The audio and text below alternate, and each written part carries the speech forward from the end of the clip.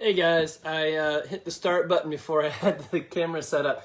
So today's conversation is back into mindset. So kill the critic, enable the coach, and kind of dealing with depression as it sits on you. So probably the biggest thing I can give you is depression loves loneliness. So if you are alone, join something that has people in it so you're not alone. Just being around people is a great way to go. I mean, if you're it could be anything. Join a CrossFit gym, duh, right? Health fitness, why not? Join the public library, go there and get in a book club. Join a Dungeons and Dragons group from the 80s, right? Whatever, it doesn't matter. Be around people. Depression loves it when you're alone. And when you're alone, the critic gets in your head. So the critic says, you're no good. You are fat. You are a loser. Nobody likes you. Right? Hey, Christian, what's up, buddy? And the critic will drive you insane if you listen to him. So in the movies, the critics get on there and say, the movie sucked, right? They don't say what should be said is this is how it could be fixed. It's not their job. They are a paid critic. But in your head, if you let the critic win, you're going to lose. You have to change the narrative inside your own head and enable the coach that's in you. And it's hard to have the coach. The easiest way is to simply stick yet onto anything, right? So, I don't know. You could say, I'm not fit yet. I can't juggle yet, right? So it's not a great change, but it's a slow movement in the right direction. Use the word yet. Better than that would be rephrase it. Instead of saying what you aren't, become who it is already. I am a juggler, right? I am, soccer, that's in my head. I am fit. I am healthy. I do what healthy people do, right? And then you'll start making choices like, well, I am healthy. Yeah, I'm not going to drink that. I'm going to drink this because I am healthy, right? So a better narrative is avoid the negative altogether. I can't. I'm not. Instead, rephrase it into what you will be. And if you can't get there yet, just add ...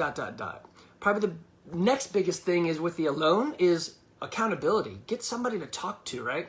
So we now in our gym, we always talk about coaching, mentoring, and accountability. Having that accountability will help raise you up out of that. What are you thinking? Jot down your notes, right? There's some good books that you can get into. One that I really liked, and I've actually passed it out a bunch.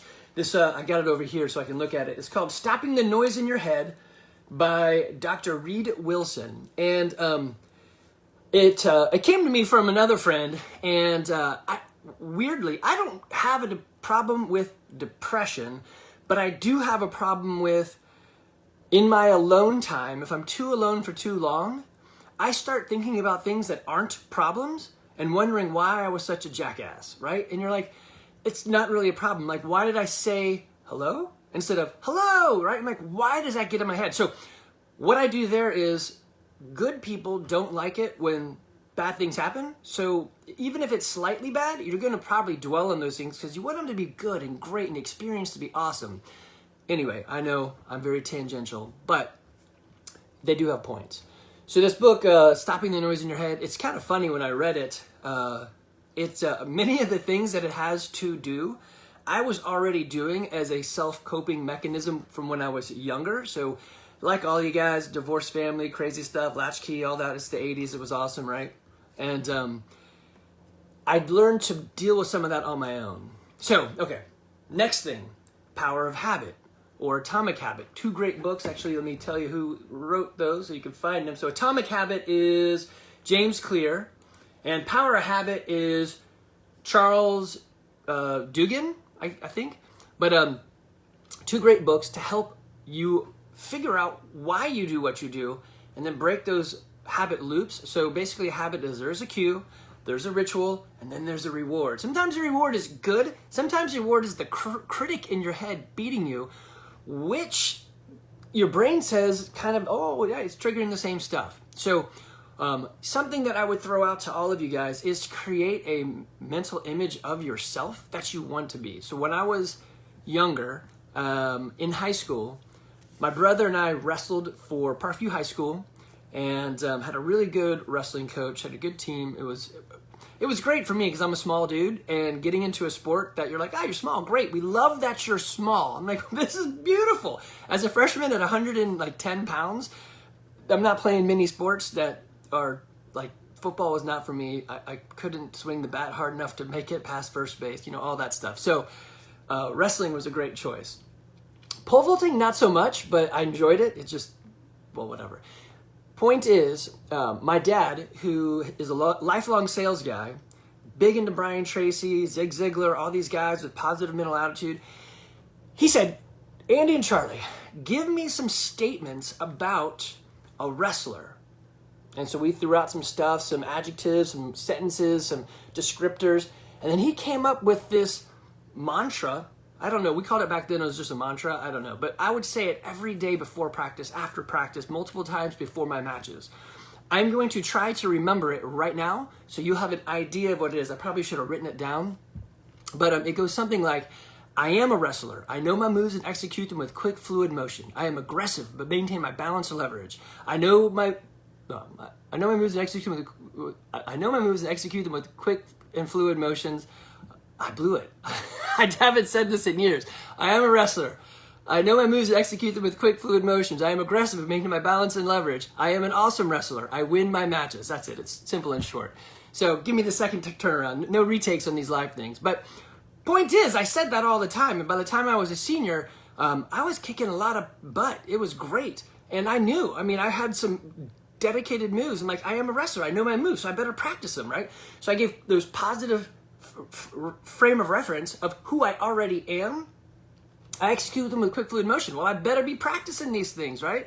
I'm aggressive at maintaining my balance and leverage. So I shoot in, take turn. Man, it was great.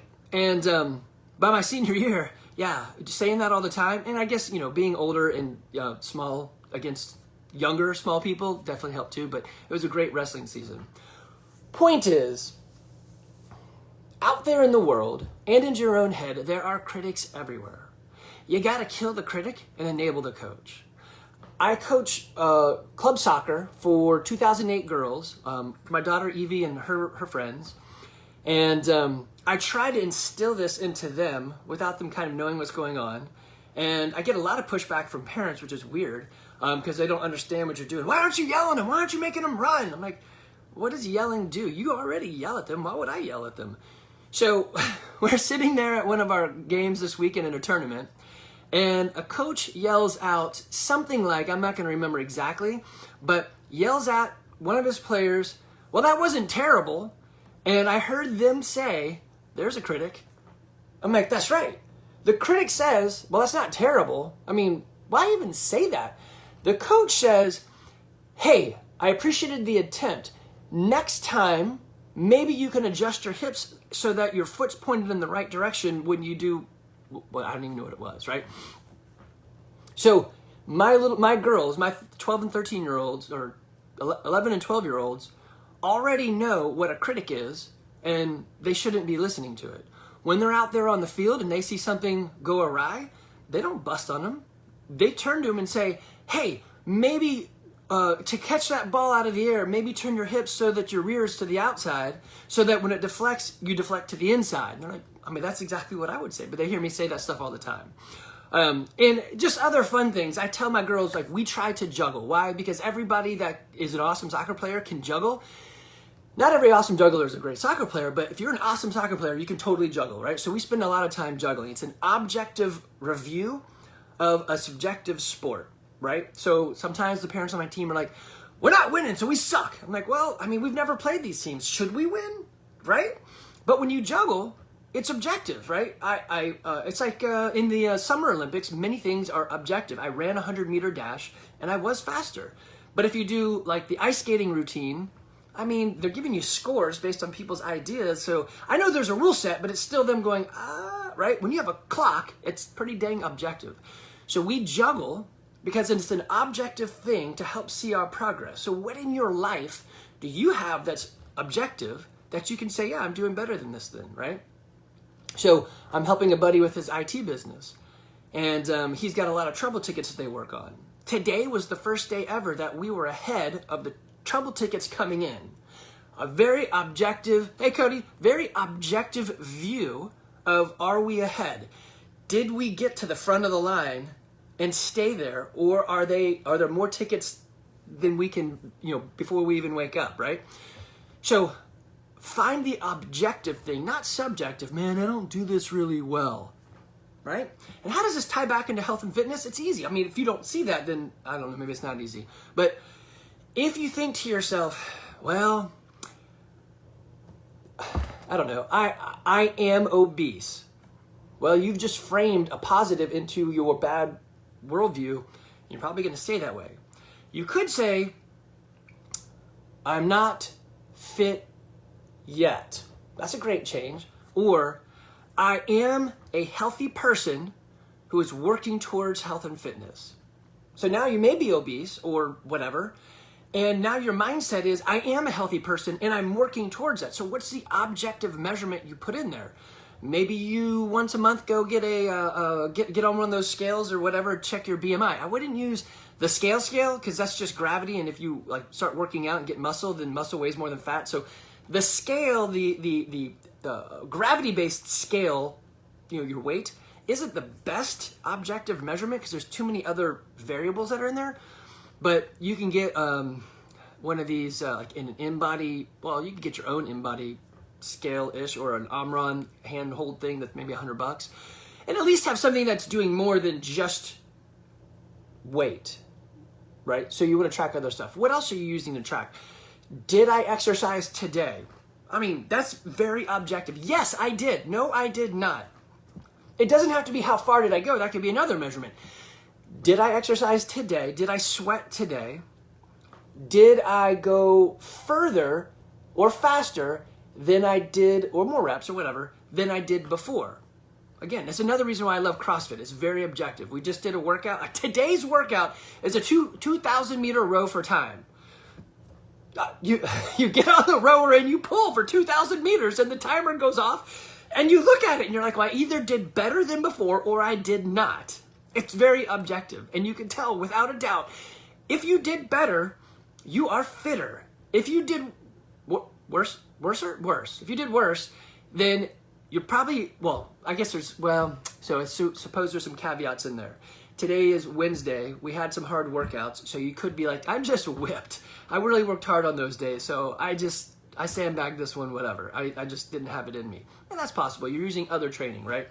Or I pulled my shoulder, so I can't, right? I suppose there's things around it, but you get my point. There's an objectivism to it, right?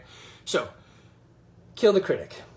Enable the coach. Find people that will help elevate you and coach you. And if you can't do anything on it yet, at least put yet. But better would be to reframe your mindset, say it in a positive way, and don't be alone, because depression loves the critic, and they both love it when you're alone. All right, guys, be good.